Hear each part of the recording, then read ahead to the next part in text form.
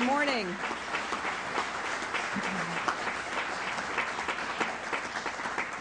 Good morning. Thank you very much, Susan. And thanks, of course, to Eric and John and Arturo. And it is a special personal pleasure to have my neighbor, David Rockefeller, here. He has been such a leader on behalf of so many important causes.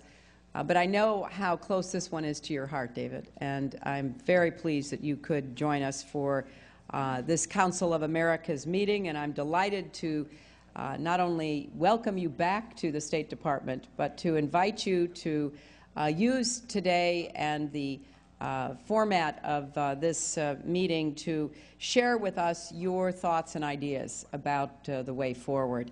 I know I speak for many colleagues in the State Department and USAID, as well as the rest of the Obama administration, when I thank so many of you in this room as I look around and see all these familiar faces, Mac McClarty and others who are here, for everything you've done to transform our hemisphere, to create broader markets, to promote trade, and to spread opportunity and prosperity.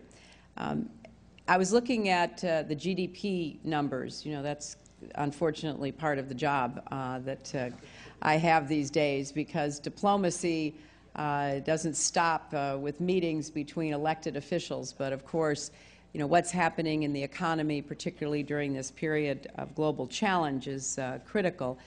And this hemisphere, particularly Latin America, is doing better than average if you look at the world as a whole. So for that, we are very grateful. And many of the companies, as well as countries and their leaders represented here today, are really due a lot of the credit for having navigated through a very difficult time. But I know that we have so much more work ahead of us. And I'm looking forward, Director General Insulza, to being in Peru for the OAS General Assembly. And for my priorities, Latin America and the Western Hemisphere always remain at the top of the list. You know, I can't stay long today because, of course, I have to go meet President Karzai and meet with the President on our agenda there, but I always am thinking about what more we can do to enhance our partnerships, to make more progress together. And I wanted to just talk about three issues. One, I see my friends from Colombia and Panama, and I hate seeing them, I have to be honest. We are, as President Obama said, committed in the State of the Union to our free trade agreements with both countries, but we are also facing very difficult political challenges. But I am absolutely here to reiterate that commitment. Both Panama and Colombia have worked very hard to deal with some of the questions that were raised by this administration and certainly by our Congress. And I think that we are, you know, going to pursue this. I can't predict the outcome, but it is something that the President and I in particular feel strongly about. You'll hear from the U.S. Trade Representative Ron Kirk later in the program. But our commitment to trade is one that we feel strongly about. We just have to deal with the political winds, and we need more help from the private sector. We need more strong advocacy on behalf of the importance of trade and why it is good for the United States and American workers. My friends from Mexico, who will be here in great numbers next week, know that we have some challenges on that front as well. I don't want to ignore that because we have some outstanding trade issues, but again, we are trying to work through those and bring those to resolution, and we're very excited about President Calderon's visit. We also have made a big commitment to energy security, new forms of energy, the Energy and Climate Partnership of the Americas that we rolled out at the Inter-American Development Bank. I don't see Director Moreno here, but I know he'll be here later in the program. We believe that we can do so much more on both energy and climate, and we need your help on that front as well. The United States is prepared to invest government funds, to solicit private sector funds to try to develop the energy sectors. We are particularly concerned about how so many countries in the Caribbean and Central America are dependent on imported oil at great cost to their economies. I believe that we will see oil start to go back up in price, and that will further impinge upon the budgetary choices in the Caribbean and Central America. And we need to get ahead of this and not see the consequences that will inevitably flow, that will hit the hardest on the people least able to manage those costs.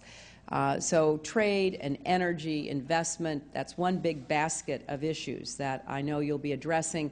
We need your ideas, we need your constructive criticism, and we need a strong, deep partnership on the way forward.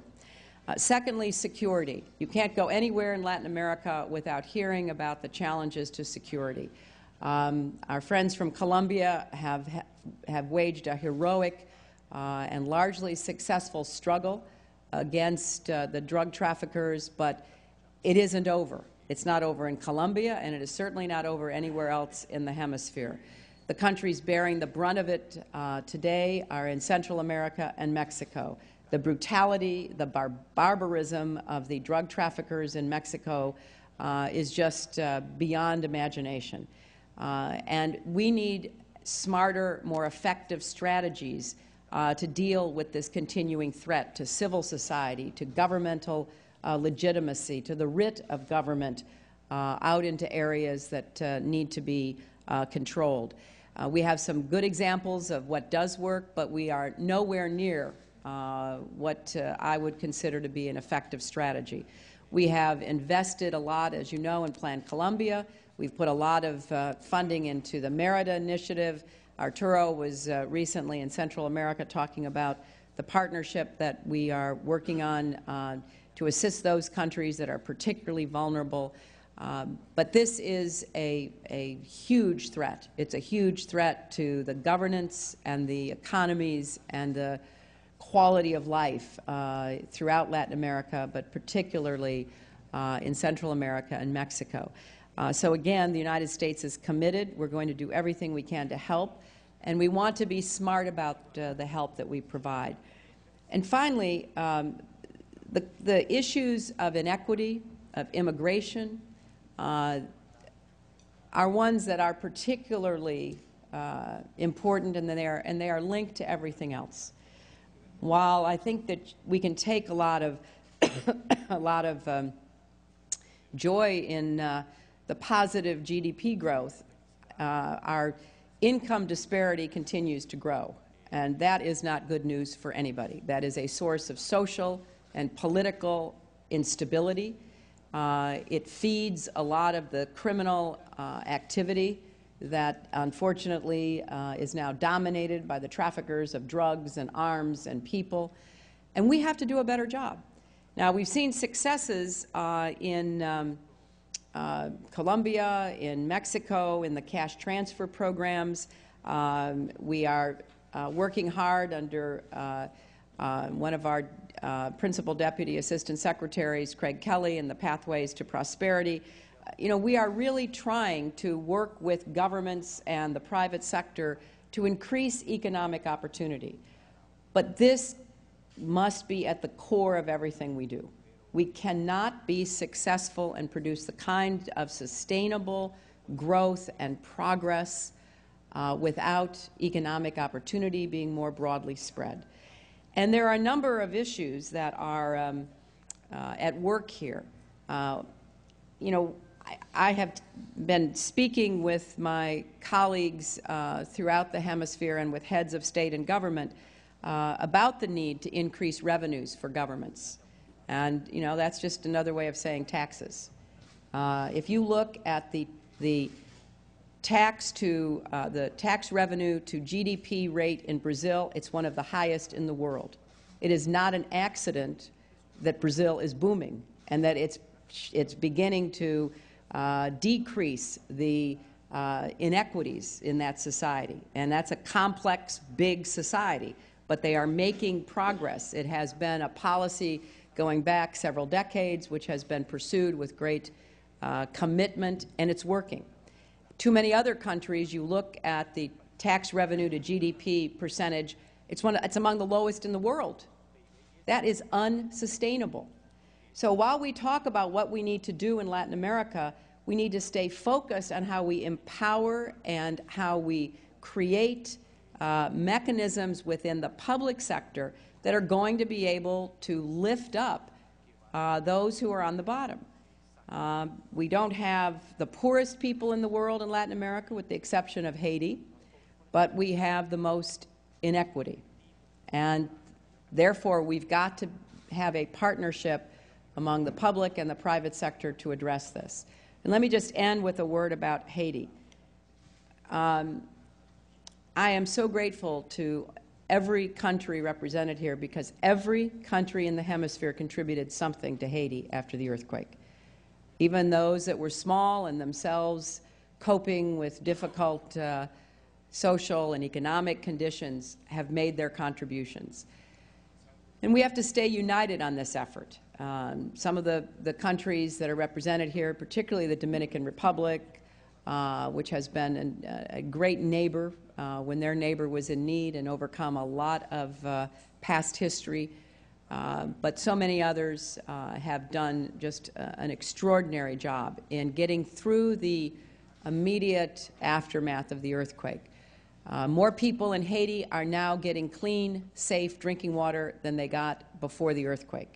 So we have to build on that progress and try to build back better, as my husband has famously said about his role at the United Nations and working with the Haitian government. So we've done a lot. We have a lot to be proud of in this hemisphere, but I'm not satisfied, and I don't think that any of us should be, because there is still a big agenda before us. But I'm grateful to this Council, the work that you've done, the example you've set, keeping the focus on the Western Hemisphere despite whatever trouble spots were springing up elsewhere in the world.